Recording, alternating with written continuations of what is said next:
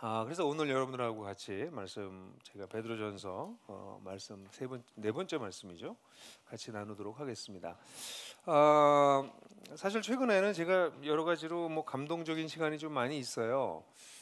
지난주 토요일에는 제가 별내 라운딩을 갔는데요. 별내 아파트가 세워지고 난 다음에 지금 별내 아파트 500세대가 세워졌잖아요. 협동조합을 통해서 세워지는 첫 번째 한국의 아파트입니다. 실제로 전 세계적으로도 이런 케이스가 없어요. 300세대 정도까지 들어가는 게 캐나다에 있지, 협동조합이 아파트를 지은 거는 전 세계적으로 이렇게 큰 사이즈는 처음입니다.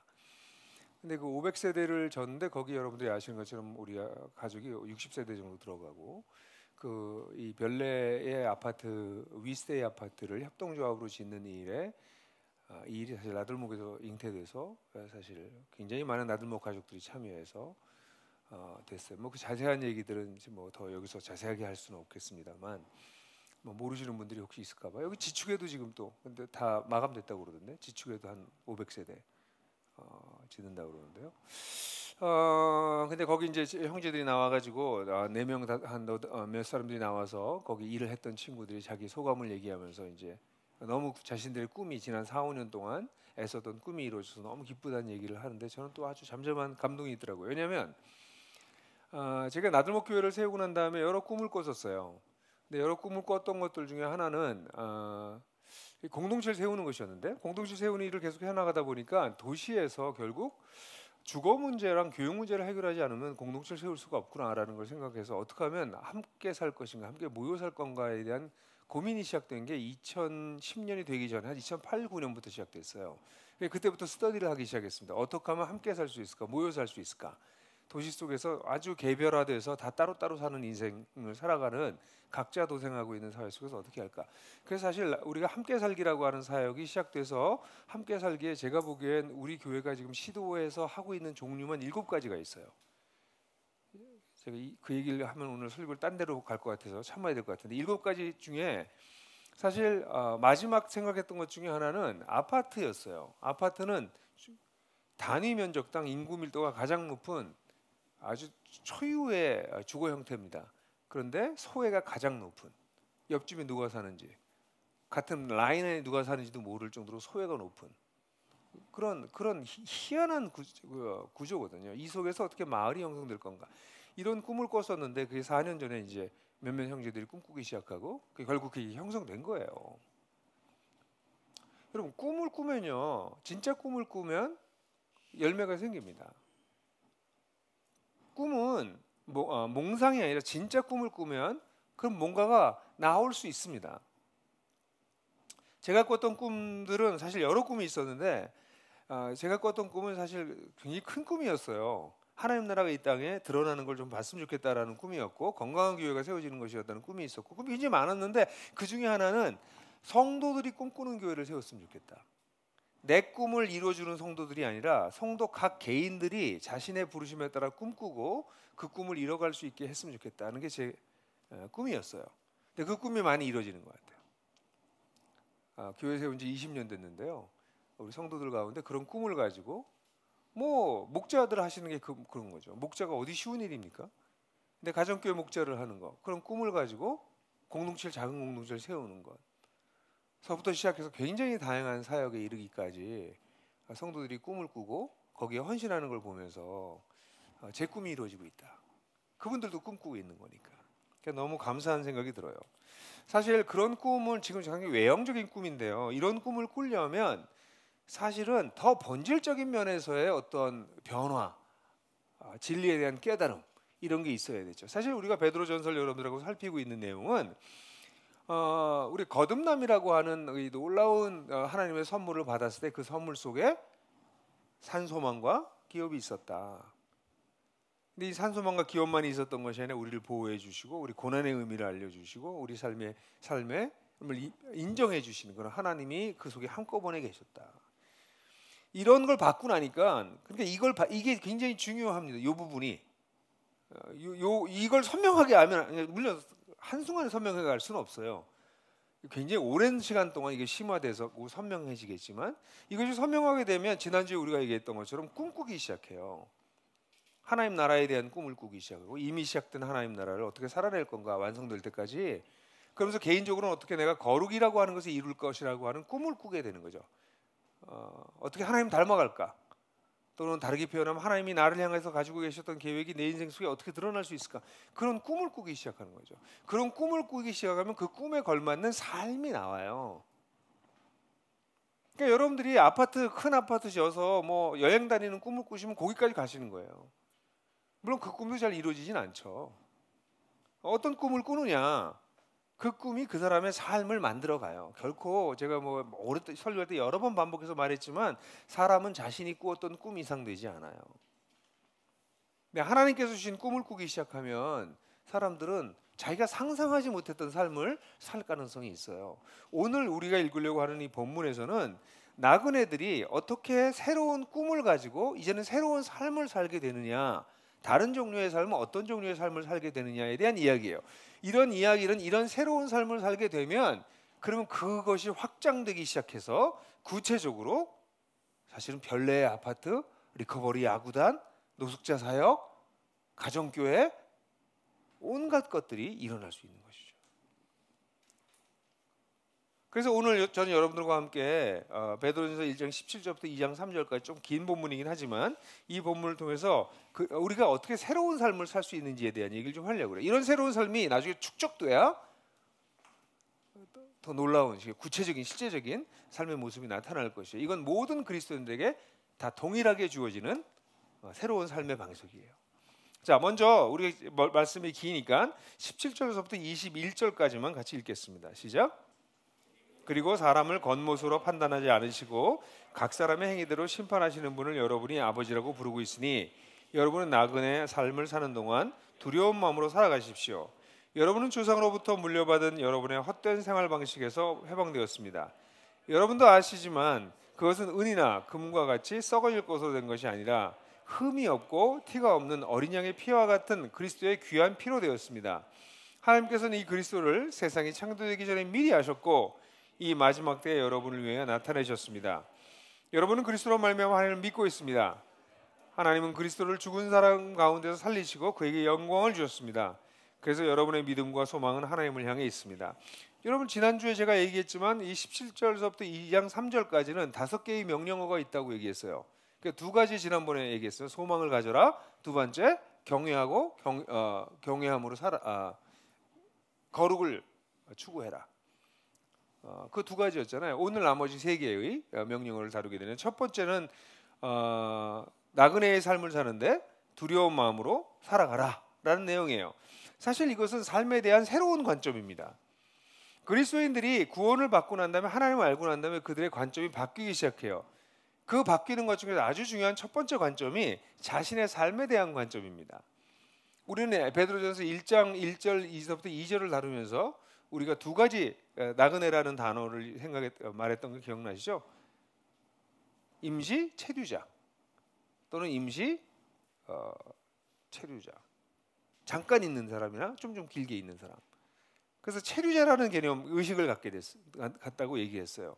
여러분 우리의 삶을 여러분 어떻게 생각하세요?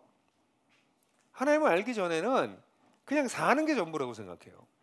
이 땅에서 사는 게 전부라고 생각해요. 근데 하나님을 그러면서 그게 전부일까? 이런 질문을 하죠. 죽음 이후엔 뭐가 있을까? 이런 생각도 하죠. 그러나 누구도 그 얘기에 대해서 얘기해 주는 사람이 없어요. 근데 우리가 하나님을 알고 난 다음엔 사는 것만이 전부가 아니구나. 사는 것도 중요하지만 그 이후에 또 다른 삶이 주어지는구나. 그뿐만 아니라 내 인생이라고 하는 거는 여기서 요새를 짓고 여기서 영원히 사는 게 아니라 여기 잠깐 있다 지나가는 데구나. 나의 삶에 대해서 내 삶이 나그네 삶이라고 하는 의식이 들어오기 시작하는 거죠. 물론 그리스도인이 되자마자 이 나그네 의식을 확 갖게 되는 건 아니에요. 워낙 오랫동안 이 세상에 뿌리를 내리고 정초하고 기초를 놓고 여기서 요새를 쌓고 사는 게 우리의 삶이라는 것을 배워왔기 때문에 나그네라고 하는 의식이, 나그네 삶이라고 하는 의식이 슬쩍 들어오는 걸로 그리스도인이 시작돼서 거기서 그냥 끝날 수도 있어요. 나그네래. 그래서 가끔씩 뭐 일이 좀 안 되면 나그네야. 뭐 이렇게 얘기하는 거예요. 수동적으로. 근데 이게 정말 이 하나님 나라의 산 소망을 갖게 되고, 우리의 궁극적 소망을 갖게 되고, 그 속에서 하나님이 나를 향하신 뜻이 거룩에 이르는 거라구나. 뭐 이런 것들 점점점 알아가기 시작하고 하나님이 하신 큰 역사를 이해하기 시작하면 이제 진짜 꿈꾸기 시작하는 거죠. 내가 정말 나그네네, 인생이 별거 아니네, 잠깐 지나가네라는 생각을 갖게 되는 거죠. 여러분, 이게 나들목 교회가 처음 시작됐을 때 제가 설교했던 설교들 중에서 우리 나들목 교회 모니멘털한 기념비적인 설교가 있어요. 잊지 말아야 될 설교 중에 하나 있는데, 그게 장막 심리냐 요새 심리냐. 여기 보면 그 설교를 기억하시는 분이 많이 있을 거예요. 요새를 짓고 살 것이냐, 텐트를 지고 주님께서 이끄시는 대로 갈 것이냐. 이게 또 사실 똑같은 얘기예요. 그래서 이 자신의 삶에 대해서 이것을 아는 것이 필요하다는 거죠. 여기 보면 나그네 삶을 사는 동안에, 여러분의 나그네의 시절에 이렇게 표현할 수 있어요. 여기 삶을 사는 동안에, 사실 여러분 제가 설교할 때 카이로스라는 단어를 많이 썼잖아요. 카이로스라는 단어 반대에 크로노스라는 단어가 있죠. 흘러가는 시간, 여긴 크로노스가 사용됐어요. 그러니까 내가 사는 동안에 요 일정 기간 동안 우리의 삶을 흘러가면서 살게 된다는 거죠. 여러분, 우리의 삶이 그런 겁니다. 저는 그렇게 점점 더 많이 느껴져요. 제 아내가 되게 싫어하는 말이 있어요. 절대 하지 말라고, 다시 말하면 집에서 내쫓는다고 하는 말이 있는데도 여러 번 아직 안 내쫓고 있는 말이 있긴 해요. 그게 뭐냐면 이제 얼마 안 남은 것 같아, 그 얘기예요. 우리 아내가 되게 싫어해요. 근데 저는 뭐 이렇게 이제 이 고달픈 인생, 열심히 살았던 인생이 이제 거의 끝나가네, 60밖에 안 되고 그런 소리 하는데 싫대요. 근데 실제로 여러분, 진짜 제가 지난 20년 너무 빨리 지나갔거든. 40에서 60 되는 거 어느 순간에 휙 지나가 버렸거든요. 그럼 60에서 80은 그렇게 빨리 안 가겠어요? 80 이후엔 그땐 진짜 할아버지거든요. 주님께서 80에 저를 불러가시길, 뭐 이러면 우리 아내가 되게 싫어해요. 근데 여러분, 인생은 그런 거예요. 그러니까 자신의 인생에 대한 인식이 관점이 바뀌어야 되는 거예요. 이게 뭐 전부인 줄 알고 있고 여기서 모든 걸 쏟아부으려고 하면 여러분들 이미 지는 게임을 이렇게 사시는 거죠. 그러니까 내 삶에 대한 다른 관심을 갖게 돼요. 근데 그렇게 되면 인생은 되게 허무해질 수 있는데, 나그네가 아니라 여기 자기 정체성이 에 대한 새로운 관점을 갖게 되는 거죠. 여기 뭐라고 그랬어요? 여러분이 그분을 아버지라고 부르고 있으니, 이렇게 얘기하고 있어요. 그게 뭐예요? 나그네인데 우리는 아버지가 있어요. 고아처럼 그냥 유리방황하는 자가 아니라 우리의 아버지 하나님이 계시다는 거예요. 하나님이 우리 아버지라는 거예요. 이건 엄청난 변화입니다. 그러니까 자기 정체성이 하나님이 나의 아버지요. 와, 이건 정말 대단한 건데 성도들이 이거의 대단성을 모르는 것 같아요. 이게 너무 어릴 때부터 교회를 다녀서 그런 것 같아요. 많은 사람이 어릴 때부터 하나님을 아버지라고 부르니까 하나님을 아버지라고 부르는 것의 감격이 얼마나 큰 건지 모르는 것 같아요. 전 그래서 어린 그리스도인들을 이거 좀 잘못 가르치면 안 되겠다. 우리 주일학교 아이들한테 자꾸 하나님을 아버지라고 부르게 하는 게 맞나, 이런 질문이 생길 정도예요. 쥐네들이 아직 찾는인데, 우리 주일학교 아이들 다 찾는이에요. 맞나요? 그게 죄인들이라고, 걔네들이 아직 거듭나지 않은 죄인들이야. 근데 걔네들은 하나님한테 아버지라고 그걸 아무나 부르게 하냐고, 아버지를. 이건 여러 가지 신학적으로 고민해야 될 부분이 있는 부분이에요. 여러분들도 그럴 줄 몰라요. 하나님을 아버지라고 부르게 됐다고 하는 것은, 당신들이 어딜 감히 하나님을 아버지라고 불러? 어디 감히, 죄인들이.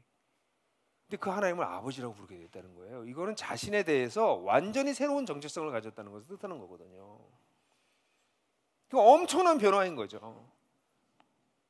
근데 이게 아버지로 부르셨다라고 하는 건 단순히 법적으로만 그렇게 됐다는 것이 아니라, 여기 뭐라고 얘기하고 있냐면, 여러분들이 조상으로부터 물려받았던 헛된 생활 방식에서 해방되었다, 이렇게 얘기하고 있어요. 이게 무슨 소리야? 뭐가 우리가 해방됐어? 수많은 그리스도인들은 옛날 예수 믿기 전에 삶의 방식과 똑같이, 또는 세상 사람들이 사는 거랑 똑같이 살아가요. 근데 성경에서 뭐라고 되냐면 해방됐다고 얘기하고 있어. 이게 뭐죠? 해방됐어요?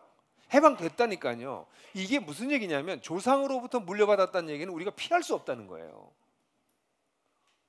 우리가 피할 수 없어. 그냥 우리가 유전적으로 주어진 것처럼 그냥 주어진 삶의 방식을 우리 다 따라 살았다는 거야. 근데 거기서 해방되었대요. 이게 무슨 뜻일까? 근데 여기 그 다음에 이걸 이해할 수 있는 설명이 나와요. 해방됐는데 뭘로 됐다고 표현하고 있어요? 금이나 은과 같이 썩어질 것으로 된 것이 아니라 흠과 티가 없는 어린 양의 피와 같은 그리스도의 귀한 피로 됐습니다. 그러니까 은금으로 된 게 아니라 금은으로 된 게 아니라 그리스도의 피로 됐다는 얘기야. 이게 무슨 얘기일까? 이거 지금 노예 시장을 그림을 그리고 있는 거예요. 노예 시장에 노예가 되면 다른 주인에게 팔려가서 그 주인이 하자는 대로 해야 되잖아요. 그 주인의 통치를 받으면서 다스림을 받으면서 살아야 되잖아요. 그러다 그 노예를 해방시킬 때 랜섬을 낸다고요. 몸값을 내요. 그 몸값을 금이나 은과 같은 걸로 한다고. 그래서 몸값을 내서 노예를 사와서 내 노예를 삼는 거예요. 그러니까 그 전 주인으로부터 해방시켜서 내 노예로 삼을 때 은금을 쓰는 거거든요. 근데 하나님이 우리를 해방시키실 때 은과 금을 쓰신 게 아니라 뭘 쓰셨다고? 당신의 아들의 그 존귀하신 아들의 피를 지불하시고 피값으로 나를 사셨다는 거예요. 그래서 나를 해방시키셨다는 거야. 그럼 그 전에 우리는 누가 우리의 주인이었어요? 조상으로부터 물려받은 삶의 방식을 살 수밖에 없었던, 거기에 구속되어 있었던, 거기에 종로로 타던 우리였다는 거예요. 그러니까 꼼짝없이 그렇게 사는 거야. 그러니까 넌 크리스찬들은 하나님을 알지 못하는 사람들이 세상의 삶의 방식을 그대로 따라가는 건 당연한 거예요. 벗어날 길이 없어요. 거기 종이니까, 거기 구속되어 있으니까, 거기서 자기 스스로 나올 수가 없다고요. 근데 우리는 어떤 존재냐면 단순히 아버지라고 부르게 했다라는 것 정도가 아니라 그런 종이었던 우리를 예수 그리스도의 피를 내고 우리를 사오셨다고, 해방시키셨다고. 우리가 그런 존재라고요. 그걸 그리스도인들이 알아야 돼요. 우리가 뭘 믿어야 되면 이런 걸 믿어야 돼. 그러니까 내가 과거에 조상으로부터 물려받았던 과거의 삶의 방식이 나를 끌어가려고 할 때 자존심 상해야 되는 거예요. 아니 옛날 나를 괴롭히던 노예 주인이 나를 또 끌고 간다고? 아니 당신은 나한테 구속력이 없어. 나는 이제 우리 주님을 따라갈 거야. 내가 어떤 값을 지불하고 내가 이런 하나님을 아버지라고 부르게 되고 해방됐는데 나는 해방된 존재야. 이게 자신에 대한 새로운 정체성이라는 거예요. 여러분들 그 정체성을 가지고 계셔야 돼요. 이 정체성을 가지고 있지 않으면 늘 옛날 노예, 옛날 주인, 그래서 다시 말하면 세상의 삶의 방식, 가치관 이런 것도 여러분들 끌고 다닐 때 그걸 당연하게 생각해요. 제가 풍성한 삶의 기초에서 아마 그 예화를 들었을걸요. 이런 거잖아요. 우리가 이 깡패 밑에서 이 앵벌이하고 살던 아이였어요. 그 아이를 입양했어. 그래서 아주 건강한 집안에 와서 살고 있어요. 근데 이 깡패 두목이 밖에 나와가지고 자꾸 불러. 야, 이 형구가. 그럼 막 여기서 돌돌돌 떠는 거야. 왜 떨어? 걔는 이제 더 이상 날 잡아올 수 없어요. 왜냐면 우리 아버지가 날 지키시니까. 근데 이 아버지 속에 속해서 내가 새로운 가족이 되었다라고 하는 것을 인식하고 있지 않으면 밖에서 형구가 그럼 밖에서 돌돌돌 떠는 거예요. 또 우리 두목이 나타났다. 또 그것도 바보 같은 문 열고 또 나가서 또 끌려가. 또 자기 정체성에 대한 새로운 관점을 갖는 것은 무엇보다 중요합니다. 우리 인생이 나그네지만 그렇게 허무한 것이 아니라 오히려 정말 가치 있는 삶을 향해서 걸어가는 그런 새로운 관점을 갖게 되는 것이죠. 그러면 그런 사람들은 삶에 대해서 새로운 기준을 갖게 돼요. 삶의 기준이 지금까지는 세상에서 얘기하는 또 내가 좋아하는 뭐 이런 게 기준이었어요. 근데 여기 보면 하나님이 어떤 하나님이라고 얘기하냐면 그 사람을 겉모양으로 판단하지 않으시고 각 사람의 행위대로 심판하시는 분, 그 하나님을 자신의 기준으로 삼기 시작하는 거예요. 우리 속을 아신 하나님은 껍데기를 가지고 뭐라고 얘기 안 하는 거예요. 아까도 자매도 뭐 말도 안 되는 소송에 걸렸다고 그러는데 저도 그런 소송을 지금 하고 있거든요. 지금 계속 이기고는 있지만 소송을 할 만큼 저는 했지만 그렇게 말도 안 되는 가짜 뉴스를 듣는다고요. 세상 살면서. 근데 만약에 하나님이 나를 아셔 라고 하는 게 없으면 사람은 밖에서 사람들이 나에 대해서 말하는 것 때문에 굉장히 괴로울 수가 있어요. 제가 어제 뭐 몇 분 설교 들으셨는지 모르지만 그 영락교회에서 하는 기도회 설교할 때 우리 이면수 목사님이 저를 소개할 때 제가 좀 깜짝 놀랐어요. 근데 그걸 좀 해명을 하려고 그랬는데 해명할 시간이 없어서 저 시간이 20분 줬는데 제가 목사님한테 제가 30분 할 거예요 그랬더니 그렇게 하라고 그러시더라고요. 그래서 30분 했거든요. 사실은 마음껏 하라고 그러셔가지고 목사님 그거 큰일 나십니다. 제가 그랬는데 근데 목사님 뭐라고 그러냐면 뭐 이런 여러 가지 오해를 받아서 목사님이 너무 어려우셔서 이번에 기회에 마음의 상처가 좀 치유가 되기를 원하시고 뭐 이런 말씀하시더라고요. 전 치료될 상처가 없어요. 아니 내가 안 그런데 내가 그렇다고 얘기하고 아무리 신문에서 돌아다니고 그러면 뭐 그게 무슨 상처냐고. 내가 안 그런데 나를 아시는 분이 계신데 아니 그리고 말도 안 되는 그 가짜 뉴스를 만들어내는 기자들이 떠드는 게 뭐 그렇게 대단해. 이게 뭐 아니 그게 무슨 내가 존경하는 사람이 그런 소리를 하면 내가 마음이 상하지만 말도 안 되는 사람들이 그런 소리 하고 있는데 뭘 거기에 신경을 써요. 우리 아버지가 나를 아시는데. 예? 그러니까 삶의 기준이라는 게 하나님께 딱 맞춰져 있으면 이런 거 가지고 뭐 댓글 예를 들어서 우리 연예인들이나 우리 유명인들이나 이 댓글 가지고 해서 괴로워하다 자살하는 사람들 보면 너무 안타까운 거예요. 아니 그 말도 안 되는 사람 소리를 왜 듣고 있냐고. 왜 그 사람이 내 인생의 기준이 되냐 말이죠. 하나님이 내 기준이 되는 거예요. 근데 이 얘기는 뭐냐면 다른 말로 얘기하면 그러니까 내가 이제 자신 있게 산다를 넘어가서 더 넘어가면 하나님을 어떻게 해요? 경외하기 시작해요. 하나님을 두려워한다는 것은 벌벌벌 떠는 것이 아니라 그를 마땅한 존중을 하는, 마땅한 존경을 가지고 대하는 것을 뜻해요. 그래서 하나님을 경외함으로 살아가기 시작하는 것이에요. 그분을. 이게 모든 나의 삶의 기준이 되는 거죠. 이건 완전히 다른 종류의 삶인 거죠. 하나님이 나의 삶의 기준이 되는 거는. 그거를 어떻게 돼요? 배워나가셔야 돼. 그러니까 오늘 하루아침에 되는 게 아니에요. 왜냐하면 지금까지 여러분들 기준이 여러분을 붙잡고 있었던 세상의 세속적인 것들이었거든요. 그러니까 거기에서 이제 하나님 기준으로 바뀐다는 게 살아가야 되는데 어떻게 살아가요? 그분을 경외함으로. 이게 뭐냐면 벌벌벌 떠는 게 아니라 그분을 나의 삶의 기준으로 삼아서 살아간다는 것이에요. 이 베드로도 그렇고 바울도 그렇고 참 초대교회 성도들이 비슷한데 여기 그래서 그러면서 하나님에 대한 얘기를 하고 그리스도의 피로 우리를 해방했다는 얘기를 하면서 20절 21절은 사실 삽입절이에요. 뭐냐면 그리스도가 어떤 분인지 설명하기 위해서 막 얘기를 해요 여기서. 근데 이거는 지금 이 바울이나 디모데나 베드로나 글을 쓸 때 늘 하나님이 마음속에 가득 차 있어 보면.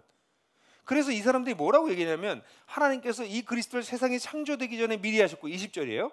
이 마지막 때, 이 마지막 날들의 이 마지막 시기에 여러분을 위해서 나타나셨습니다. 그러니까 하나님이 이 하나님을 얘기하는데 이 하나님을 경외하는데 근데 그 경외. 근데 그 하나님이 뭘 하셨냐면 그 그리스도의 피로 우리를 해방시키신 분인데 그러면서 이 그리스도를 얘기하다 갑자기 또 확 그리스도에 대한 얘기를 시작해요. 이 그리스도를 하나님이 창세전부터 알고 계셨고 말세 때 나타나셨고 이분이 마지막 때 지금 마지막 때에 나타나셨고 하나님께서 그리고 뭐예요? 그래서 여러분들이 이 그리스도로 말미암아 하나님을 믿게 됐고 그리고 이 하나님은 그리스도를 죽은 자 가운데서 부활시키셔서 영광을 주셔서 하나님의 승천하셨다는 거죠. 이게 지금 무슨 얘기를 하고 있어요? 지금 하나님이 어떤 분이냐면 우리의 기준이 되신 하나님은 창세 때로부터 세상을 구원하기 위해서 엄청난 일을 해오시다가 그 속에 네가 구원받은 거야. 그런 하나님이야. 그런 그리스도야. 라고 얘기해 주는 거예요. 우리의 기준 되신 하나님은 윤리적 잣대 정도가 아니라는 얘기예요. 단순히 도덕적 기준을 얘기하는 게 아니에요. 이게 뭐예요? 역사를 이끌어가고 계시는 창세 때부터 시작해서 세상을 완전히 회복할 때까지 그걸 끌고 가시면서 그 속에서 우리를 구원하신 분이라는 거예요. 제가 아까 이걸 내 마음을 어떻게 알았는지 우리 하여간 황 브라더가 찬양 인도할 때 태초에 그 찬양 있잖아요. 그게 이거야. 태초에 말씀으로 창조하셔가지고 하나님께서 마지막까지 이 장엄한 서사시, 그게 바로 이 구절이라고. 그러니까 여러분, 사랑하는 형제자매 여러분, 삶의 기준이 글로 놓이게 되면 삶은 바뀔 수밖에 없어요. 나의 인생에 대한, 나의 정체성에 대한, 나의 삶의 기준에 대한 새로운 관점이 형성되는 사람들이 그리스도인이에요. 그 관점이 형성돼서 점점 그것이 내 거가 되는 것, 내면화되는 것, 심화되는 것, 실제화되는 것, 그게 크리스천이 되는 거예요. 말하는 게 아니라, 설명하는 게 아니라 그게 진짜 자기 거가 되는 거예요. 그게 크리스천이 돼요. 그래서 이 마지막 구절에 뭐라고 얘기하고 있냐면, 그래서 여러분은 믿음과 소망을 하나님께 두고 있습니다. 이게 뭐야? 그분이 완전히 우리 기준이 아닌 절대적 기준이라는 거예요. 절대적 기준. 그러니까 이러한 하나님께서 하신 놀라운 일로 인해서 우리가 새로운 관점이 형성되면 당연히 새로운 삶이 나올 수밖에 없어요. 그분을 기준으로 해서 경외하면서 살아가기 시작하니까 삶은 달라지지 않는 게 희한한 거죠. 안 달라지는 게 희한한 거예요, 여러분. 얼마나 안 믿으면 안 달라지겠어요. 진짜 안 믿기로 결단해야지 안 변하는 거야. 근데 우리가 이 진리를 붙잡으면 그 진리가 우리를 변화시킨다니까. 물론 하루아침은 아니지만 뭐 한 2, 3년만 지나도 이게 뭐지? 내 인생이 왜 이렇게 많이 변했지? 이런 생각이 드는 거고, 한 10년, 20년 지나고 난 다음에 스스로 놀라는 거죠. 내 인생을 가지고. 와, 하나님 대단하시구나. 사랑하는 형제 여러분, 그게 첫 번째예요. 우리의 변화된 삶의 첫 번째 아주 중요한 건 겉으로 드러나기보다 관점이 바뀌었다는 거예요. 새로운 관점을 가졌다는 거야. 두 번째는 22절부터 23절인데 이건 새로운 관계를 보여줍니다. 다 같이 읽어볼까요? 시작. 여러분은 진리에 순종함으로 영혼을 정결하게 하여서 꿈이 없이 서로 사랑하기에 이르렀으니 순결한 마음으로 서로 뜨겁게 사랑하십시오. 여러분은 다시 태어났습니다. 그것은 썩을 씨로 된 것이 그렇게 된 것이 아니라 썩지 않을 씨, 곧 살아계시고 영원하신 하나님의 말씀으로 그렇게 되었습니다.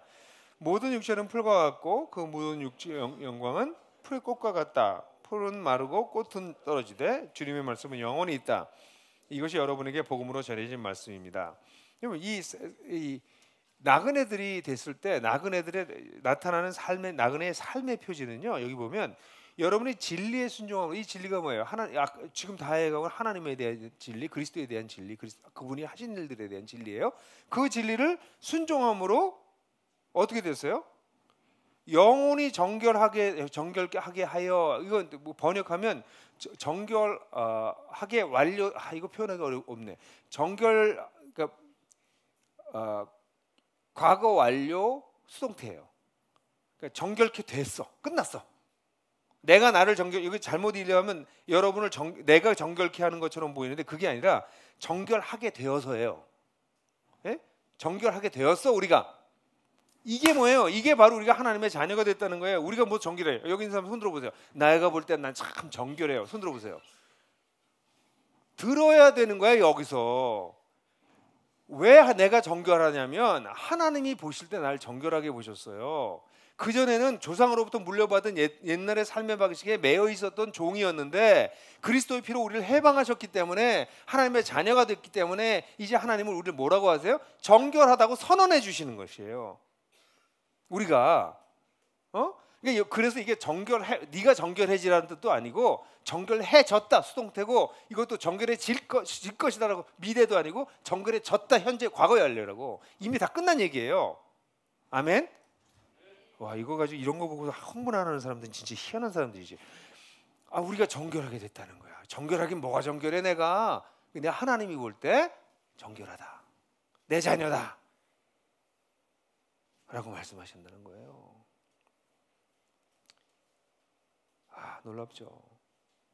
그렇게 됐기 때문에 그들이 뭐해요? 여기 꾸밈없이, 여기 본문에 뭐라고 표현하고 있어요? 꾸밈없이 서로 사랑하기에 이르렀다. 이렇게 꾸밈없다. 이게 뭐냐면 여기 사랑한다라는 단어는 형제를 누리다는 뜻이에요. 사랑하다는 뜻은. 근데 여기에 그냥 아가페라는 단어 보고 필레오라는 단어를 쓰고 있어요. 근데 형제를 누리게 됐는데 꾸밈없이라고 하는 건 위선하지 않고 위선적이지 않은, 우리 나들목에서 많이 쓰는 단어는 진실한, 진실하게 형제를 누리게 됐다는 거예요. 여러분이 진짜 크리스찬인지 아닌지 알아보려면 적어도 이 표지가 있나 보시면 돼요. 내가 그래도 위선적이지 않게 진실하게 나에게 주어진 형제들을 사랑하고 있는가예요. 그 표지가 그리스도인의 표지입니다. 왜냐하면 하나님이 나 같은 사람을 정결하다고 여겨줘서 하나님 자녀 삼아줬는데 옆에 사람 보니까 이 옆 사람도 하나님의 자녀인 거예요. 그 사람도 하나님을 아버지라고 불러. 그럼 어떻게 해요? 이 사람을 사랑하려고 하는 거죠. 그래서 진실하게 사랑하려 하는데 이를 얻다. 적어도 그 정도는 됐다. 위선적이지 않게 형제애를 누리는 관계가 됐다. 이게 크리스찬입니다. 그러니까 적어도 크리스찬들이 누군가 마음에 안 드는 사람이 있고 그 사람 사랑하기가 어려워서 마음에 부대끼는 게 있다면 그 사람은 아직도 크리스찬인 거예요. 근데 부대끼지도 않고 누굴 미워해. 예? 누군가를 부대끼지도 않고 미워해. 그럼 굉장히 위험한 상태예요. 크리스찬은 적어도 딴 사람은 아니어도 형제들을, 이건 모든 사람을 뜻하는 게 아니에요. 그리스도 안에서 하나님을 아버지라고 부르고 있는 사람들을 진실하게 위선적이지 않게 사랑하게 되었다는 거예요. 그 정도까지는 다 된 거다 이렇게 얘기하는 거예요 지금. 근데 그 정도도 안 됐다면 난 크리스찬이 아닌지도 모르겠다 그렇게 질문해 보셔야 됩니다. 진짜 이건 다 됐다 이거예요. 거기에 이르렀다는 얘기야. 여기야 이게 그렇게 해라는 게 아니라 진실하게 형제를 사랑하는데 이르렀다 우리가. 예? 근데 베드로는 지금 여기서 그 얘기를 여기서 끝내는 게 아니라 여기서 더 나가라는 얘기예요. 그럼 뭐라고 얘기하고 있어요? 이르렀으니, 여기 순결한이라는 단어가 있을 수 있는데 빼는 게 나을 것 같아요. 마음으로 서로 뜨겁게 사랑해라. 마음으로 사랑하라는 거예요. 마음으로 사랑한다는 게 뭘까요? 이거 좀 쉽게 오늘날의 표현으로 얘기하면 공감하라는 거예요. 공감. 사랑할 때 공감하면서 사랑하라는 거예요. 그 사람을 진짜 있는 그대로 받아들이고 같이 느끼고. 이게 바울은 뭐라고 표현했어요? 기뻐하는 자들과 함께 즐거워하고 우는 자들과 함께 울라. 그러면서 공감하면서 사랑하라는 거예요. 공감하면서. 사실 지금 베드로가 얘기하고 있는 거는, 야 너희들은 있잖아, 하나님이 그렇게 널 정결하게 만들어서 완전히 딴 존재가 됐잖아. 그래서 너희가 서로 그래도 진실하게 위선하지 않고 사랑은 하잖아. 근데 거기 멈추면 안 돼. 거기서 한 걸음 더 나가서 마음으로 뜨겁게 사랑해야 돼 라고 얘기를 하는 거예요. 그러니까 일단 아주 기본적으로 이 두 번째 단계로 넘어가기 전에 내가 누군가를 별로 이렇게 사랑하지 않고 있고 누구랑 관계가 자꾸 깨어져 있고 이런 상태가 유지되고 있으면 그냥 영적으로 여러분 죽어가고 있다 이렇게 보시면 돼요. 예? 오늘도 제 아내가 이렇게 우리 집에 있는 나무를 잘라가지고 이렇게 꺾어질 해놨는데, 여보 이거 왜 이렇게 자꾸 시들어가지? 그러더라고요. 당연히 잘랐으니까. 아무리 물에 꽂아놔도 너무 기니까 위는 다 죽어가는 거죠. 죽어가는 거예요. 여러분들 가운데 사랑이 없으면 내가 누구와의 관계에서 계속 갈등 관계가 계속되고 그를 정말 사랑하려고 애쓰는 게 애쓰지도 않으면 영적으로 굉장히 위험한 거예요.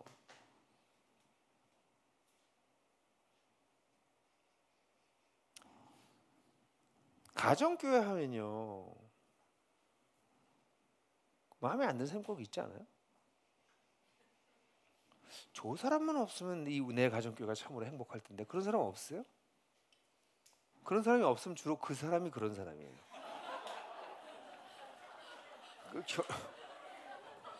우리 공동체 속에서 자기 혼자 편한 사람이 있잖아요. 그 사람은 딴 사람을 누군가 불편하게 하는 가능성이 많아요. 그 사람 너무 편해. 아니 제가 경험은 우리 가정교회라면 반드시 거기에 내가 힘든 사람이 있어요. 근데 그 사람하고 사랑하는 게 하나님의 뜻이에요. 그 사람하고 씨름하셔야 돼요. 그걸 못 넘어가면, 그래서 이제 그 가정교회 관둬요. 딴 가정교회가, 또는 아예 교회를 옮기는 사람도 있어요. 딴 교회로. 근데 딴 가정교회를 가보면 처음에 또 다 좋아. 근데 조금 있으면 또 나타나. 아니 저 사람이 왜 저러고 있지? 마음에 또 안 드는 게 나타나요. 다른 교회를 가면요 거기 또 나타나. 그게 결국은 이런 걸 이걸 저걸 안 보고 싶으면 그냥 온라인으로 예배만 드리세요. 지금 그렇게 예배를 드리고 계신 분이 계세요 혹시? 전혀 성장하지 않아요. 저는 그래서 저를 괴롭게 하고 피곤하게 하는 사람들이 나타나면 그냥 하나님께서 또 이번에 또 부교재를 하나 또 보내시는군. 저의 주교재는 성경이거든요. 근데 저를 교육시키시려고 부교재를 가끔 갖다 보내주시는데 그게 그 사람들이에요. 저에게 이 부교재가 끊일 날이 없는 것이 제 인생의 고백입니다. 늘 힘들고 마음에 안 들고 어려운 사람들이 있어요.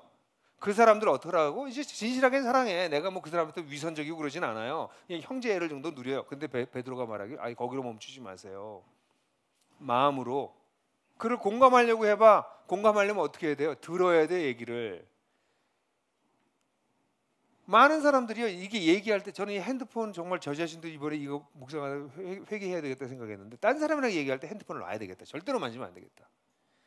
핸드폰을 보고 있는 한 그 사람이 공감하지 못해요. 핸드폰으로 들어온 데이터가 그 사람이 말하는 것이 다 데이터로 처리돼. 핸드폰을 내려놔야 그 사람을 들여다보거든요. 근데 뭐 이렇게 대단한 게 거기 있다고 핸드폰을 붙잡고 있는 거야. 아, 여러분들은 안 그러고 저만 그러는군요. 사람에게 공감하려면 그 사람을 들여다봐야 됩니다.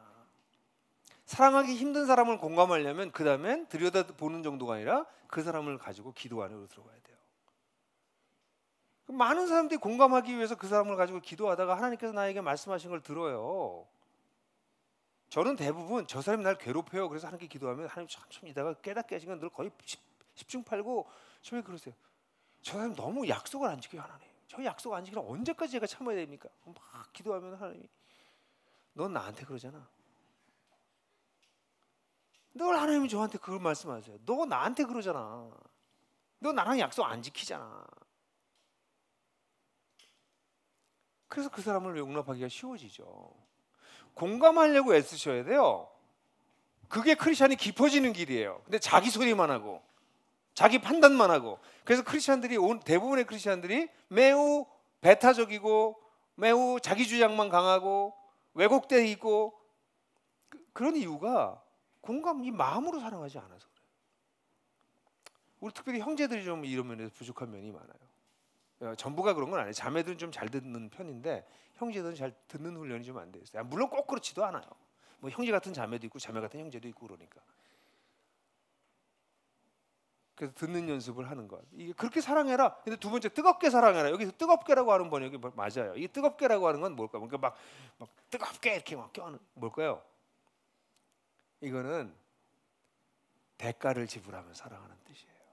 뜨겁게 사랑하는 얘기는 사랑한다 이렇게 뭐 소리 지르는 게 아니라, 뜨겁게 소리 지르는 게 아니라, 뜨겁게 사랑한다는 거는 대가를 지불한다는 뜻이에요. 사랑에는 대가가 반드시 돼요. 말로 하는 것, 저는 크리스찬들이 정말 말로 사랑하는 거, 말로. 뜨겁게 사랑하는 건 몸의 문제예요. 몸의 문제. 내 몸을 갉아서 사랑하는 거예요. 내 시간과 내 돈과 내 에너지를 써서 사랑하는 거예요. 아까 얘기했던 우리 간증을 들으면서 우리 유수경 자매인가 이금이가 유수정 자매 여기 어디 있죠? 여기 있어요? 왔어요? 수정 자매 너무 귀하네. 아니 그냥 전화 문자만 걸어줘도 고마운데 이 자매가 겪고 있는 고통을 생각하면서 그 신문사에 가가지고 거기서 기도하러 간 거 아니야 거기에. 뭐 꼭 거기까지 기도해 이렇게. 이 사람이 시간이 남나? 근데 그게 뜨겁게 사랑하는 거라고. 내가 널 위해서 기도할게. 말하는 것처럼 쉬운 게 어디 있어요? 저는 교회에서 절대 하지 말아야 될 게 내가 널 위해서 기도할게라는 말이야. 그렇게 기도하시려면 집에 가서 30분 이상 그 사람 위해서 기도하든지 아니면 금식을 하시든지 한 끼라도, 그러면 그런 말 하실 자격이 있어요. 뭐 기도 1분도 안 할 거면서 세상에 1분 기도하는 게 얼마나 쉬운데, 근데 그것도 안 해. 기도할게라고 하면서. 그러니까 내가 널 위해서 기도할게는 우리 크리스천들 사이에서는 거의 이제 우리 얘기 그만 끝나고 돌아갈까? 뭐 이런 얘기로 얘기 다 들었으니까 이제 집에 가자. 그 얘기할 때 기도할게라는 말인 것 같아. 내가 볼 때 그 의미가. 기도 안 해요 그 사람들. 그렇잖아. 내가 왜 이렇게 잘할까? 그래서 저는 기도할게라는 말 안 해요 진짜. 내가 기도할게라고 말하면 진짜 그 사람에서 한 끼를 금식하든 가서 정말 20분씩 기도하든, 그게 진짜 기도하려고 마음을 먹었을 때만 그 얘기를 해야 된다라고 저는 생각을 해요. 왜? 뜨겁게 사랑해야 되니까. 사랑은 그렇게 대가를 지불하는 것이에요. 그렇게 대가를 지불해도 사랑이 나에게 돌아오지 않을 때도 있어요. 괜찮아요. 그렇게 뜨겁게 사랑하는. 근데 왜 이렇게 사랑할 수 있냔 말이에요. 근데 여기 보면 그렇게 사랑할 수 있는 이유가 이 본문에 또 이 베드로도 또 다시 진리로 회귀해. 뭐라고 했냐면 뜨겁게 사랑하십시오. 그 다음에 23절, 23절은 여러분들 읽기에는 왜 갑자기 여러분 태어났다는 얘기를 또 하지? 이렇게 하실지 모르지만 원어에는 여기 왜냐하면이라는 단어가 있어요. 그러니까 왜냐하면이라는 번역을 해주는 게 좋아요. 왜냐하면 여러분들이 거듭났기 때문입니다. 여러분 다시 태어났기 때문입니다. 썩을 씨로 된 것이 아니라 썩지 않을 영원하신 하나님의 말씀으로 그렇게 됐습니다. 그러면서 이사야서 40장 6절부터 8절을 인용하면서 그 말씀을 인용하고 여러분들에게 전해진 복음의 말씀으로 그렇게 여러분 거듭나지 않았습니까? 이렇게 얘기해요. 여기 거듭났습니다. 여기 태어났습니다 라고 하는 것도 아까 얘기했던 것처럼 퍼펙트 패시브예요. 거듭났다, 완성됐다고, 거듭나졌다고 여러분들이. 그러니까 당신들이 우리가 이렇게 피차 진실함으로 사랑하는 형제 애를 구하는 것 정도에 넘어서서 마음으로 공감하면서 뜨겁게 대가를 집어넣으면서 사랑할 수 있는 이유가 뭐냐? 왜냐면 당신들은 거듭났잖아. 그거예요. 아니 새로 태어났잖아. 세상 사람들은 새로 태어나지 않았으니까 옛날 삶의 방식으로 살지만 당신은 새로 태어났잖아. 새로 태어났는데 뭘로 태어났어요? 하나님의 말씀으로. 이 말씀은 변함이 없는 말씀이 돼. 풀과 같지도 않아. 그 영혼 있는 말씀이야. 근데 그 말씀이 뭐예요? 이 예수님에 대한 증거예요. 전부 다 구약에. 그리고 예수님이 이 땅에 오셔서 마지막으로 말씀하셨어요. 그러니까 여기 나오는 말씀은 사실은 단순히 성경 지식 뭐 이런 게 아니라 하나님께서 우리에게 하시겠다고 약속하셨던 그 약속들과 그 약속이 실현됐던 예수 그리스도, 그분 때문에 늘 거듭났잖아. 근데 그 예수 그리스도의 핵심이 뭐예요? 우리를 구원하기 위해서 이 땅에 오셔서 죽으시고, 오신 것 자체가 고통스러운 일이었고, 죽으셨던 거는 상상하면 상상도 할 수 없는 고통을 겪으면서 죽으셨잖아. 그래서 너희도 거듭났잖아. 아, 그러면 당연히 너희가 마음으로 뜨겁게 사랑해야지, 그 얘기예요. 그러니까 우리 그리스도인들은 사실은 그렇게 뭐 대단하게 사랑할 만한 사람들이 아닙니다. 우리가 사랑이 이렇게 많은 사람도 아니에요, 솔직히. 우리 여전히 똑같이 이기적인 사람들이에요. 왜 크리스찬들이 넌 크리스찬하고 자꾸 넌 크리스찬들이 욕을 먹냐면 마치 우리가 사랑을 하는 사람이고 다른 사람인 것 같지만 사실 똑같아요. 똑같이 이기적이고 더 이기적이기도 해. 왜냐면 그 사람들은 구원받고 싶은 마음도 별로 없어. 근데 우리 구원받고 싶은 마음은 있잖아. 되게 이기적이야. 나는 구원받아야 돼, 이런 생각을 하잖아. 예? 그러니까 뭐 자기에 대한 생각이 좀 있는 사람들이야. 이런 사람들이, 그러니까 우리 이기적이라고 그리스도인들, 제가 볼 때는. 근데 이런 이기적인 그리스도인들이 이타적이고 다른 사람을 마음으로 뜨겁게 사랑할 수 있는 이유가 뭐예요? 우리를 사랑하신 그분 때문이에요. 그분 때문에 내가 거듭났거든. 그러니까 이 베드로는 지금 너희가 피차 뜨겁게 사랑해라, 마음으로 피차 뜨겁게 사랑해라 라고 얘기하고 난 다음에, 왜냐하면 너희가 그렇게 사랑할 수밖에 없잖아. 너희가 하나님이 어떤 대가를 지불하고 어떻게 해서 너희를 살리셨는데 어떤 사랑을 너희가 받았니? 이 놀라운 소식을 사람들이 너에게 전해준 게 바로 복음이잖아. 그 얘기를 좀 다시 한번 알려주는 거예요. 그러니까 여기 보십시오. 그리스도인에게 있어서는 새로운 삶에서 첫 번째, 우리의 내면의 시각이 바뀌는 것이 제일 첫 번째라면, 내면의 시각이 바뀌고 난 다음에 그 다음에 나타나는 가장 큰 변화가 뭐예요? 사랑이에요. 내 사랑이 커지지 않고 있으면 여러분 신앙적으로 성장하는 게 아니에요. 저는 신앙이 좀 성장하겠다면 신학교 가려고 하는 사람들이 있으면 제가 말려요. 신학교 가면 사랑이 줄어들어요.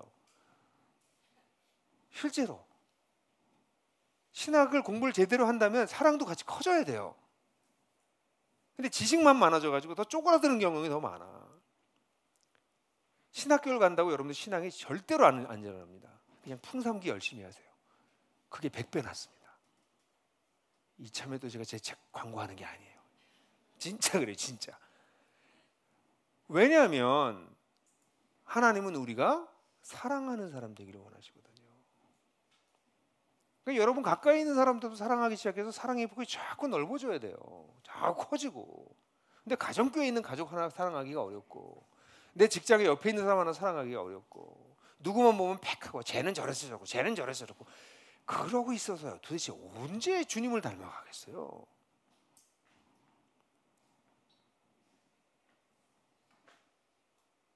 하나님이 원하는 게 그거예요. 뭐 그렇게 기독교에 그렇게 심각한 거 아닙니다. 관점이 바뀌었어. 그리고 첫 번째 나타나는 것은 내가 그분의 자녀가 됐으니, 내가 정결케 됐으니, 자격도 없는데 해방까지 시키셨으니 그리스도의 피로, 아, 내가 정말 더 깊은 사랑을 해야 되겠구나. 그래서 앞으로 매일매일 하룻밤에 이렇게 잠자리에 들 때 이렇게 누워서 그 생각하셔야 돼요. 오늘 난 얼마나 손해를 봤나. 사랑을 하는 건요, 손해를 보는 거예요. 시간하고 돈하고 마음하고 다 손해를 보는 거야. 예? 손해를 보고 좋아하셔야 돼. 오늘 내가 다 많이 얻었네. 칭찬도 받고 사람들 인정도 받고 내가 많이 거두었네. 그거보단 내가 더 많이 줘서 지쳐서 잠자리에 드는 게 잘하시는 거예요. 사랑하고 애썼는데 인정받지 못해가지고 좀 마음이 씁쓸한 가운데 누울 때 주님께서 여러분들과 함께 하세요. 사람들한테 박수 받고 칭찬받고 잘했다 그러고 그럼 다 좋아하고 자잖아. 그건 믿음이 어린 거야. 딴 사람을 사랑하면 손해를 보게 되고 힘들고 지치고 집어치고 싶을 때가 한두 번이 아니고 그렇다고요. 근데 왜 우리가 그러냐? 이 새로운 관점이 생겼으니까, 하나님을 경외하게 됐으니까, 이제는 그분께 인정받고 싶으니까. 그러니까 사랑하는 형제 자매 여러분, 이런 새로운, 이게 크리스천 라이프의 가장 중요한 표지예요. 새로운 관계.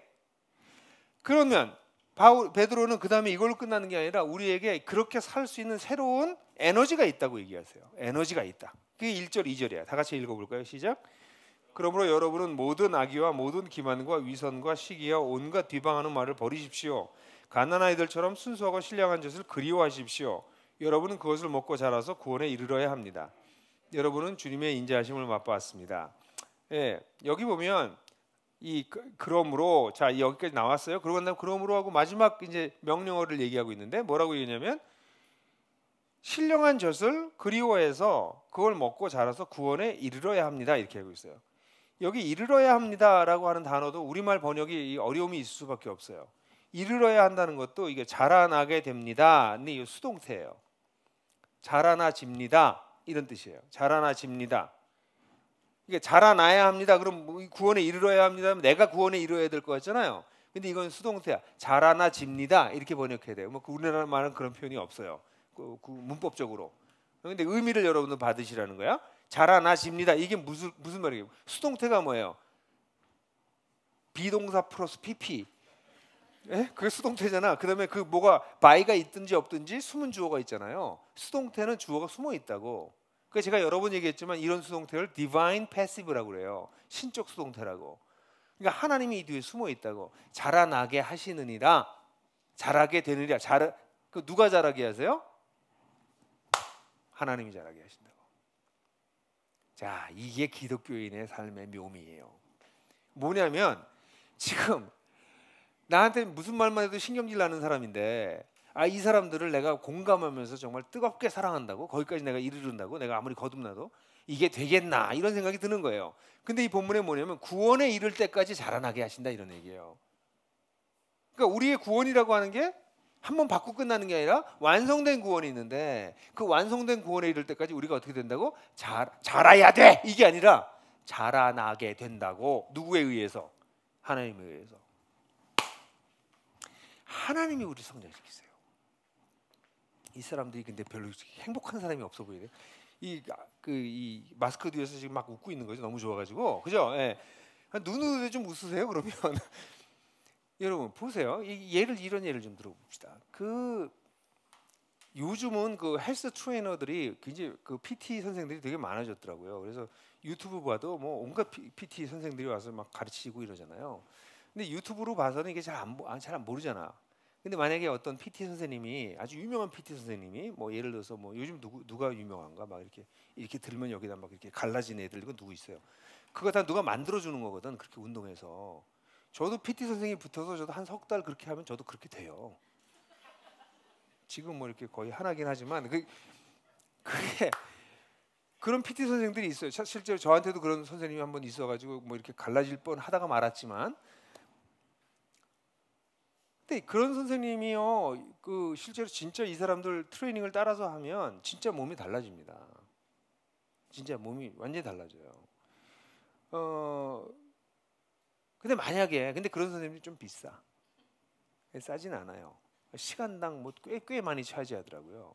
근데 그런 선생님들이 여러분들을 누굴 시키려고 그랬더니 시키면 마음이 상할 것 같아서 안 시킬래요. 근데 누구를 저같이 좀 이렇게 저는 괜찮은 편이에요 지금. 근데 그 사람을 훈련시켜가지고 좋은 몸을 만들어주겠다고 찾아왔어요. 그래서 그분이 모든 지불을 다 해주고 너를 그렇게 만들어줄 테니까 너 나만 따라와, 그렇게 얘기했어요. 그럼 너 3개월 안에 진짜 완전히 몸짱 돼. 죄송해요, 이런 천박한 예를 들어서.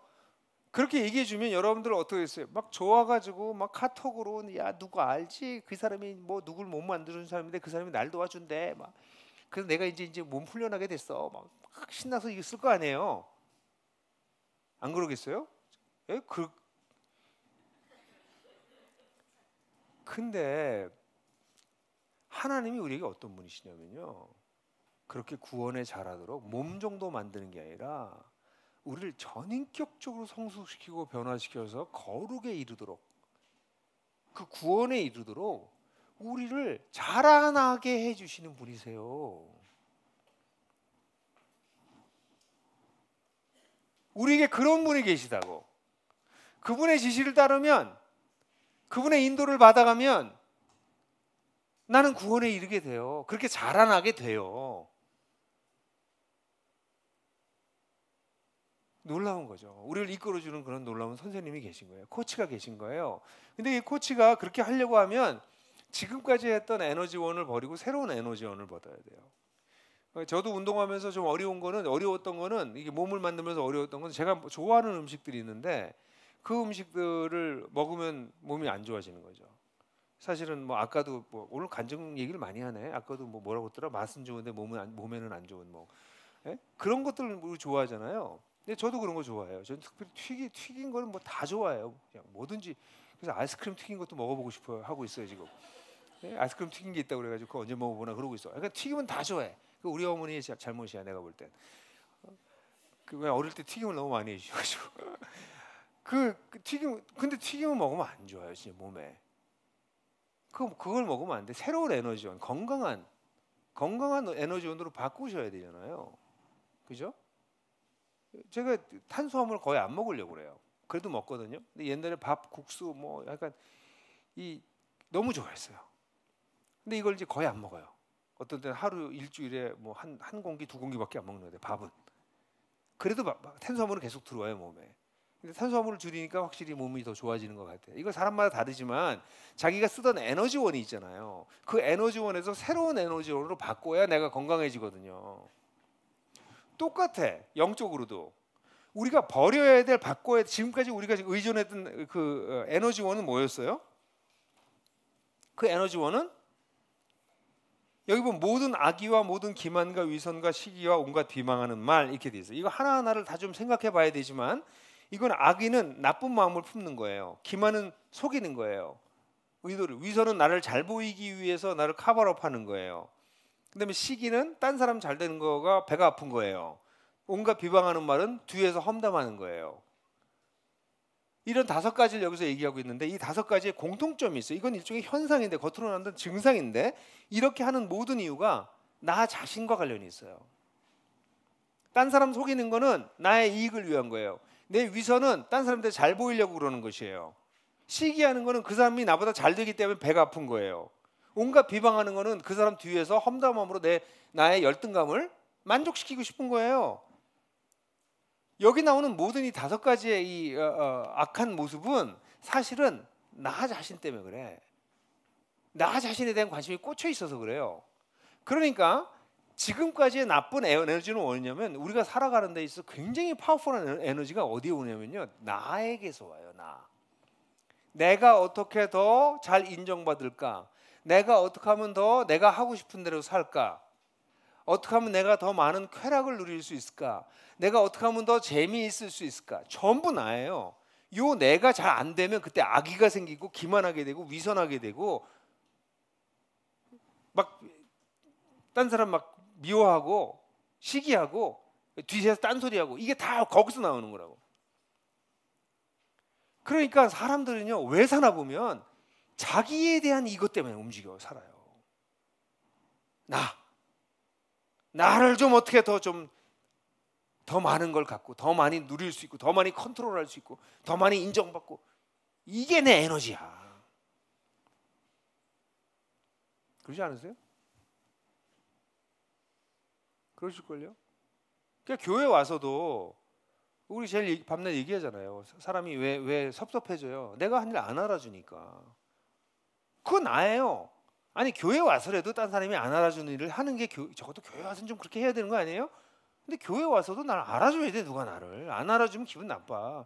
내가 한 거 오해받으면 되게 기분 나빠. 아니 오해받을 수 있는 거지. 세상 사람들 다 잘 모르는데. 예? 여러분 선한 일을 하면요, 이때 베드로전서 거기서 공부하면 나오지만 선한 일을 하면 오해를 반드시 받아요. 그냥 가만히 계시는 게 좋아요. 그냥 세상 흐름에 따라 잘 가면 여러분들 아무도 욕 안 해요. 근데 여러분들이 뭔가 하나님의 뜻을 따라서 선하게 살려고 그러면 반드시 오해당해요. 모난 정이 아니죠. 모난 돌이 정 맞아요. 예? 그게 우리 사는 거라고. 그러니까 뭘 우리가 여기 뭐라고 하냐면 그걸 벗으라고 얘기하고 있어요. 그것을 벗어버리라는 거예요. 왜냐면 우리는 이미 깨끗해진 사람이니까. 이거 뭐 이렇게 이해가 들까? 여러분, 요즘은 집에서 다 샤워를 하고 그러니까 이 예화가 별로 익숙하진 않지만 여기 계신 분들이 많이 이걸 이해하실 수. 옛날에 목욕탕 갔잖아요. 목욕탕에 오래간만에 목욕하고 오잖아요. 깨끗하게 목욕했어요. 목욕하고 난 다음에 나와가지고 옛날에 우리 하숙생들이 그랬는데 이 빨래를 잘 못하니까 거의 일주일 동안 입었던 속옷을 가지고 가 목욕탕에. 그 샤워하고 난 다음에 그 속옷을 빨라고 그랬는데 목욕탕에 빨래 금지 이렇게 써 있어요. 그래서 목욕을 다 하고 깨끗하고 나온 다음에 그것도 빨래는 또 못하고 나와가지고 그 일주일 동안 입었던 옷을 다시 입는 거야. 느낌이 오세요? 여러분들이 악의, 기만, 위선, envy, 뒷담화하는 거 이걸 벗어버릴 수밖에 없는 것은 우리가 정결케 됐기 때문이야. 근데 그렇게 정결케 된 우리가 하고 깨끗하게 하고 나와서 일주일 동안 벗어났던 걸 또 다시 주섬주섬 기어이 입는다고? 그거 어떻게 그렇게 하고 살아요? 그런 게 여러분 속에서 나타나면 역겨워하셔야 돼요. 이런 게 내 속에서 꿈틀대다니. 이 역겨운 걸. 하나님 날 정결케 하셨는데, 날 깨끗게 하셨는데, 내 이익 때문에 누구 속이려고 하다니. 아이고, 날 잘 보이려고 해서 막 뻥치면서 위선을 하다니. 아이고, 내가 좀 더 이익을 얻겠다고 악의를 품다니. 딴 사람 잘 되는 거 보면서 같이 기뻐하지 못하고 마음속에서 그 뒷담화까지 하다니. 아이고, 정말 역겹다, 역겨워. 그 에너지로 살던 사람들이 이걸 뭐 해야 돼요? 이 에너지원을 버리셔야 돼요. 그래야 주님이 나를 움직여 가실 수 있어요. 아무리 좋은 트레이너가 붙어도 먹지 말라고 그래도 먹고. 제가 트레이닝을 받아봤는데 그분 아침에 딱 몸무게 딱 재보면 알아요. 어제 뭐 드셨어요? 딱 물어봐. 딱 알아요. 운동을 시켜보면 이게 몸이 얼만큼 빠지는지 알기 때문에 아침에 딱 몸무게를 쟀는데 운동하려고 했는데 또 올라갔잖아요. 그럼 딱 알아봐요. 어젯밤에 뭐 드셨죠? 딱 그래. 그러면 어떻게 알았어? 그러면 몸이 안 만들어진다니까? 벗어버려야 된다고. 지저분하고 더러운 것을. 우리는 정결케 된 자라니까. 왜 자꾸 그 누더기 더러운 냄새 나는 걸 자꾸 하고 하시냐고. 그러니까 사람 모습이 아주 우스운 형색이 되는 거죠. 대신에 새로운 에너지원이 있어요. 여기 뭐라고 그러냐면 순수하고 신령한 젖을, 순수하고 신령한 젖, 이게 말씀이라고 그다음에 이제 그 뒷부분에 나오죠. 예? 이 앞에 그 말씀이라는 게 그 앞절에서 나왔잖아요. 그래서 이제는 이 벗어버리는 대신에, 근데 참 재밌는 거는 바울 같은 경우에 벗어버리는 대신 입어라, 새 사람을 입어라라는 얘기를 많이 쓰는데 여기서는 그 입어라라고 하는 이미지 대신에 베드로는 사도는 뭐를 얘기를 하냐면 이거 신령한 젖을 그리워하라. 근데 이 번역 좋지 않아요. 이 그리워한다는 단어보다는 영어로는 craving, 갈급해라. 근데 이 욕망해라는 단어가 맞아요. 욕망해라. 왜냐하면 이 욕망해라는 이 동사는 앞에 조상으로부터 물려받았던 과거의 욕망으로부터 할 때 거기서 명사로 사용됐어요. 그 욕망이. 이게 여기서는 동사로 사용돼요. 그러니까 옛날에는 과거로부터 물려받았던 세속적인 욕망이 나를 끌고 갔다면 이제는 새로운 욕망을 가지고 욕망하라는 거예요. 누가 최근에 그래서 뭐 하나님 나라를 욕망하라 이런 책도 썼는데 그 욕망하라는 거예요. 내가 이게 새로운 갈급함이 생기는 거지. 그래서 뭘 추구하냐면 순수하고 신령한 젖이라는 거예요. 순수하고 신령한 젖은 뭘까요? 하나님에 대한 진리예요. 살아있는 진리예요. 여러분 지금 왜 말씀을 이렇게 들으세요? 여러분 왜 큐티 하세요? 이 하나님에 대해서 알고 싶어서 그런 거예요. 하나님에 대한 살아있는 지식이 나를 자라나게 해서 구원에 이르게 하는 새로운 에너지원이라는 거죠. 이 에너지원은 뭐해? 크레이브해라, 욕망해라, desire, 강력하게 그것을 추구하고 욕망해라 라고 얘기하는 것이에요. 여러분, 많은 사람들이 성장하지 못하는 이유는 첫 번째는 아까 얘기한 것처럼 속옷을 자꾸 더러운 속옷을 입어서 그래요. 버려야 될 걸 버리지 않고 입어서 그래요. 그렇지만 두 번째는 그것을 버렸다 할지라도 새로운 것으로 대치하셔야 돼요. 두 번째, 신령하고 순수한 젖, 하나님의 말씀, 그것을 갈망하셔야 돼요. 이건 우리에게 있어서 어떤 면에서 새로운 영적인 식욕이에요. spiritual appetite, 새로운. 실제로요, 여러분들 운동을 해서 건강한 음식을 먹기 시작하면요, 나중에는 건강하지 않은 음식을 먹으면 좀 싫어집니다. 제가 이게 아직 튀긴 부분에서는 아직 적용되지 않고 있어요. 그 부분에서는 아직 제가 간증이 안 돼요. 그런데 실제로 몸이 건강해지면 건강한 뭐 주스라든가 뭐 과일 주스라든가 뭐 채소라든가 이런 거 먹을 때 굉장히 몸이 좋아해요. 막 이게 새로운 게 생겨. 그 옛날에 막 달고 맵고 짜고 이런 거 먹던 거에서 이제 점점 벗어나기 시작한다고요, 몸이. 그러니까 새로운 에피타이트가 생기는 거죠. 이건 비슷한 거예요. 옛날엔 그 기만 뭐 이런 거 가지고 막 살던 사람이 이제는 신령한 젖이 막 땡기게 되라는 거예요. 이건 새로운 습관과 관련된 거예요. 새로운 습관을 가지셔야 됩니다. 말씀을 갈망하는 새로운 습관을 가지셔야 됩니다. 우리 초대교회에서는요, 이게 우리 교회의 전통이었어요. 이 개신교의 전통입니다. 개신교는 예배 시간에 설교 시간이 길잖아요. 왜냐하면 그래도 일주일에 한 번 말씀을 심각하게 공부할 수 있는 시간이, 말씀에 대해 진짜 들을 수 있는 시간이 주일이기 때문에, 그래서 설교 시간이 길어요. 천주교회는 옛날에는 없었어요, 거의 미사 때 말씀 선포가. 근데 그게 문제가 되니까 개신교 개혁을 하면서 이 말씀이 예배에 굉장히 중요한 파트가 되게 된 이유가 그래서 그래요. 우리 한국의 초대교회는 어땠는지 아세요? 그때는 성경을 가르쳐 주는 사람이 없어서요, 평양에서 예를 들어서 그때는 부흥회보다 사경회가 많았어요. 성경을 공부한다는 거예요. 사경회가 있으면 그 사경회를 위해서 뭐 전라도에서 사람들이 보찜을 메고, 교통수단도 좋지 않아서 다 가난하고, 그러니까 식량 가지고 와요. 그래서 장대현 그 교회 앞마당에다가 텐트 치고 움막 같은 거 치고 거기서 밥 해 먹으면서 말씀 배워요. 4박 5일 5박 6일. 그리고 내려가요. 그래서 그걸 또 동네 가서 사람들한테 가르쳐. 저는 그런 역사를 읽으면서 너무 놀랐어요. 야, 이런 교회, 우리 한국 교회 초기에 이랬구나. 가난하고 아무것도 없었는데도 말씀을 듣고 공부하겠다고 이렇게들 살았구나. 그래서 한국 교회가 살아났었구나. 여러분 인생에 말씀이 어떤 위치를 차지하고 계세요? 여러분, 말씀이 여러분들 지배하고 계세요? 그러면 여러분 성장하고 있을 거예요. 100% 확실합니다. 실제로 미국의 윌로크릭이라고 하는 교회에서 영적으로 성장하는 사람들을 스터디해 봤더니 그 사람들이 모두 다 말씀 생활에 우선순위를 두고 있어요. 말씀을 꾸준히 공부하고 묵상하고 연구하는 사람들은 성장하지 않을 수가 없어요. 이게 우리에게 신령하고 순수한 젖이기 때문에. 저는 제 자신을 돌아보면서도 그렇게 얘기할 수밖에 없어요. 제가 우리 대학교 때부터 말씀을 묵상했는데요, 제가 그게 말씀 묵상했던 게 너무 소중해서 전부 자료로 모아놨거든요. 그래서 그게 제 파일 박스에 다 있어요. 그러다가 이제 컴퓨터가 들어오면서 컴퓨터로 이제 옮겨오게 됐는데, 사실 대학 때 말씀을 묵상하면서 누가 가르쳐주지도 않았어요. 책도 없었어요. 그때 배울 만한 책도. 근데 그 노트하면서 제가 이 거대한 우주 속에서 내 자리를 찾아갔어요. 그래서 그 노트가 지금도 가끔 봐요. 그럼 뭐 이렇게 써 있어요. 몇 시에 했는지, 뭐 어떤 때 뭐 4시 반에 일어나서 하고. 그 꾸준하게 그 대학 시절에서부터 했던 말씀 생활이 저를 오늘 여기 있게 했어요. 말씀대로 계속 꿈꾸게 됐어요. 사랑하는 형제자매 여러분 성장하지 않으신다고요? 아마 말씀을 별로 깊이 안 보실걸요? 일주일에 한 번 설교 들으실걸요? 아니, 신령한 젖을 먹는 애는, 젖이란 뜻이 뭐예요? 그건 아무 때나 먹는 거예요. 젖은 시간 정해놓고 먹는 게 아니고요, 그냥 배고플 때마다 계속 먹는 게 젖이에요.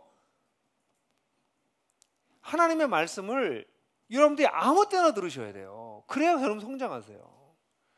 지난주에 제가 여러분들 얘기했지만 우리 5명 성경 공부했던 친구 있다고 그랬잖아요. 그래서 지난주 토요일날 금요일날 그 5명이 저희 집에 올 때 최근에 한 2달 전에 세례받은 자매가 있어요. 막 우리 회사에서 그 한번 얘기했죠. 근데 그 자매를 오라고 그랬어요. 그래서 같이 좀 얘기를 하기 위해서 저까지 7명이 같이 식사했는데 그 5명 중에서 3명이 회심했어요. 결단했어요. 그리고 2명은 시간을 조금 더 달라고. 자기가 너무 준비 안 된 상태로 주님을 받아들이면 안 될 것 같다고. 제가 볼 때 그 2사람이 제일 먼저 받아들일 줄 알았는데 되게 진지하게. 그래서 1주일, 2주일 더 뭐 당신 인생이니까 당신이 알아서 하세요. 그리고 이제 그 2주 더 지내기로 했어요. 근데 그 자매가 예수 믿은 지 4개월밖에 안 됐는데 성경 다 통독했어요. 신구약 다 통독했어요. 제 책을 다 읽어서 지금 3권 남았대. 와, 그 책을 빨리 쓰시래라고. 다 끝나가니까 책을 빨리 쓰시래요. 이 자매는 차 타고 가면 딱 타면 마가복음 들어요. 성경 계속. 난 이 친구를 통해서 성경을 들을 수 있는 게 굉장히 많아졌구나. 유튜브에도 다 나와 있고 뭐 멜론에도 있고. 목사님 굉장히 좋은 거 많아요. 나한테 막 가르쳐줘. 아니 오래된 그리스도인 중에 누가 그렇게 하냐고요. 누가 말씀을 그렇게 열심히 듣냐고. 그러니까 안 크지. 순수하고 신령한 저주를 사모하는 친구는 예수 믿은 지 4개월밖에 안 됐는데 쑥 커버렸어요. 이 친구가 어떻게 성장할지 되게 궁금해. 그러니까 이 친구를 보고서 회사에서 다들 이렇게 이게 뭐지? 이러고 있는 거예요. 이 사람이 왜 이렇게 변하지? 그러니까 일부러 그 친구 데려와서 이 예수님 영접하는 친구들한테 같이 쉐어링하게 했거든요. 사랑하는 형제자매 여러분, 우리에게 새로운 에너지원이 있어요. 그거 말고 딴 걸로 여러분들이 구원해서 자라가실 수 있을 것 같으세요? 하나님이 여러분들의 개인적인 트레이너가 되셨어도 여러분이 성장하지 않는 이유는 그 트레이너가 가르치는 대로 움직이지 않고 주는 거 먹으라는 거 안 먹고 딴 거 먹으면 안 크는 거죠. 안 변하는 거죠. 그건 너무나 당연하지. 사랑하는 형제 여러분, 우리에게 얼마나 놀라운 삶이 있습니까? 참 여러분들이 꿈꿨으면 좋겠어요. 나이가 들어도 괜찮아요. 새로운 꿈을 또 꾸려도 돼요.